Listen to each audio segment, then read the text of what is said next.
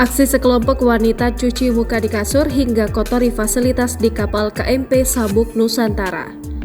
Beredar di media sosial sebuah video yang memperlihatkan aksi tak terpuji yang dilakukan sekelompok penumpang wanita di kapal KMP Sabuk Nusantara 110 Aceh. Sejumlah penumpang wanita tersebut terekam kamera mengotori kasur dengan mencuci muka menggunakan air minuman botol di atas kasur. Alhasil, air cuci muka penumpang itu membasahi kasur. Dalam video yang diunggah oleh pemilik akun Instagram @jadwal_sabuk_nusantara_110.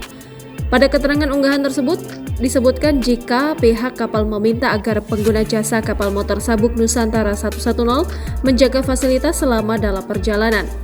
Dalam video singkat tersebut terlihat sejumlah wanita tengah melakukan tindakan kotor mencuci wajah mereka di atas tempat tidur, tempat penumpang biasa beristirahat. Terdengar tawa riang dari ekspresi wajah mereka. Meskipun hal tersebut dilakukan sebagai lelucon semata, namun tindakan tersebut berdampak buruk bagi penumpang lain yang menggunakan kapal tersebut. Yang lebih ironis, mereka sengaja merusak fasilitas tempat tidur dan kapal, padahal diketahui bahwa fasilitas itu akan digunakan oleh penumpang lain. Tak hanya itu, salah satu dari wanita itu juga terlihat tengah memakai bedak.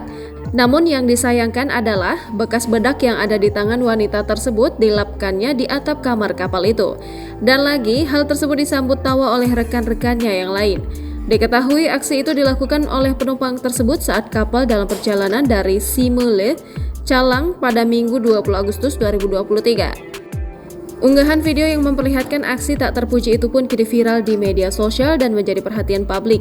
Sontak unggahan itu ramai dikomentari oleh warganet. Tak sedikit dari warganet yang mengecam aksi sekelompok wanita tersebut serta meminta kepada pihak berwajib untuk menindaklanjuti kasus itu.